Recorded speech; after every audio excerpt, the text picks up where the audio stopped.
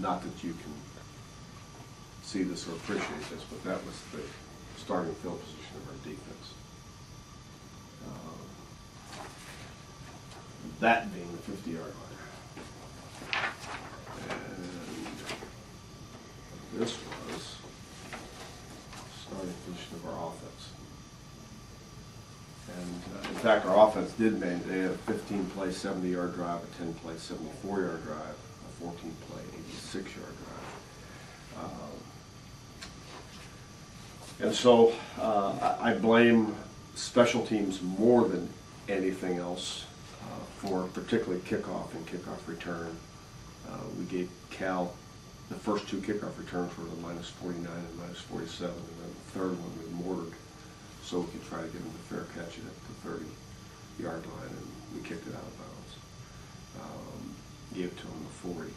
And then kickoff return had two returns brought back to the -21 and the -14 by penalties.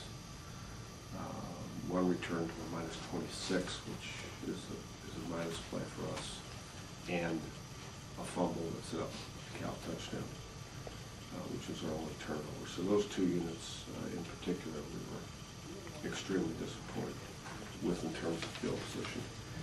We did have some good plays, the 51-yard return for a touchdown on punt return, but then we also had a punt return penalty that put us at the -3. PAT was 4 for 4. The block unit gave us great effort, but there was nothing. Their punt team had net punts of 40, 46, and 49. And those were certainly good plays. Offensively, we had 20 yards less than Cal. We had 19 first downs. We had no turnovers, which was one of the real stress points, particularly for Patrick Smith. We had 32 minutes of possession, but we only had 21 points, and largely field position had a lot to do with that.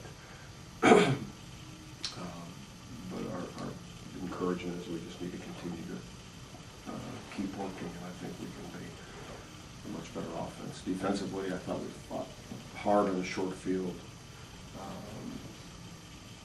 and we effectively took the running game away. We forced them out of two-back offense,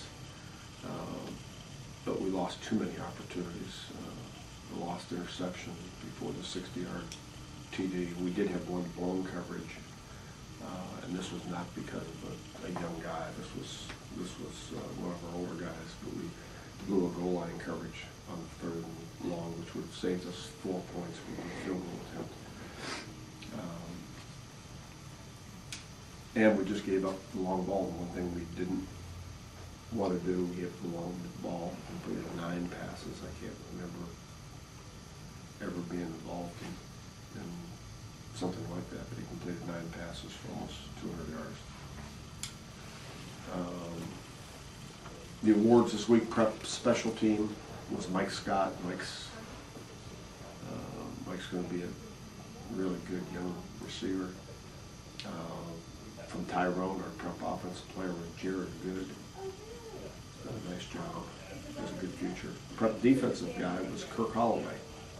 And he's a senior, he's a special teams player, went down and gave us a great look. There were a number of special teams guys. Carlos Jeter was in 36 special teams players, or an unusual number of special teams plays. He was in 36 special teams plays, but we gave it to Quasi. Not just for his punt return for a touchdown, but for catching the punts that he did, not letting the ball roll. The ROTC player of the game was James Carson. James has played extremely well the last 3 weeks. And the Coaching for Life character quality and trust was trust, and we gave that to Pat Smith because it was huge for him to trust his offensive line, his receivers, his offensive coaches. Anything about Cal? Not much to say now. Edinburgh is 5-1. They're 3-0 in the league. The common opponents we have, obviously, CW Post, they beat by 8. We beat by 13. And Slippery Rock, they won 28-24. Obviously, we lost 7-3. But they've had 4 games that have been relatively close. I don't know much about West Liberty. They dismantled Lockheed, but their other 4 games in a row were competitive. And I think the thing that continues to show is just this kid's ability at quarterback to run that 2-minute offense and score late when they have to. Right now their offense is 396 a game, which may be a little bit less than it's been. Their defense has given up 335, which is a bit more than they've given up in the past. But they're a really good football team. Their special teams are solid. Captains for the Borough or special teams, Carlos Jeter. Offense, Jovan Rowan. And defensively, Mark Jackson. And the character quality for this week is attitude. Get to choose our attitude. To me, the biggest positive, usually on Tuesday there's somebody who's late or missing from lifting when you have 83 guys. And particularly when times are tougher, you could almost guarantee, just from my past, that there are going to be guys who don't show up. We did not have one guy late or miss, which is, your action speaks so loud that I can't hear what you say, and I could hear that.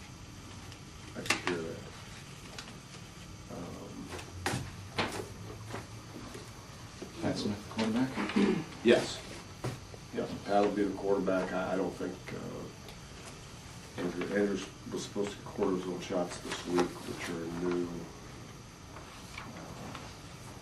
I thought he did a great job on the sideline helping Pat.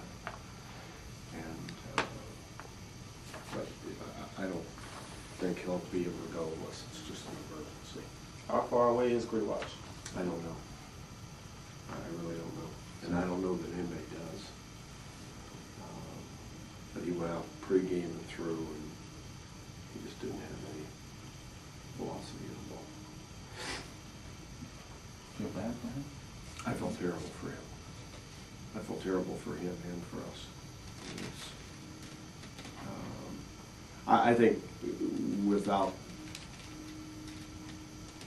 question, if Andrew Krewatch had been healthy, we would have been 5-0 going into county. He wasn't. It's not his fault. He's beat himself up. And it's just the way it is. And it's a hard lesson. I think he's responded as a true team guy, and he knows he's not ready, and he's doing what he can to help Pat get ready. And I'm sure it's just not something. I guess had he broken a leg or something like that, it might have been easier in some ways to help him with it. But can he physically throw, if something, God forbid, happened to Pat, can he physically throw the ball?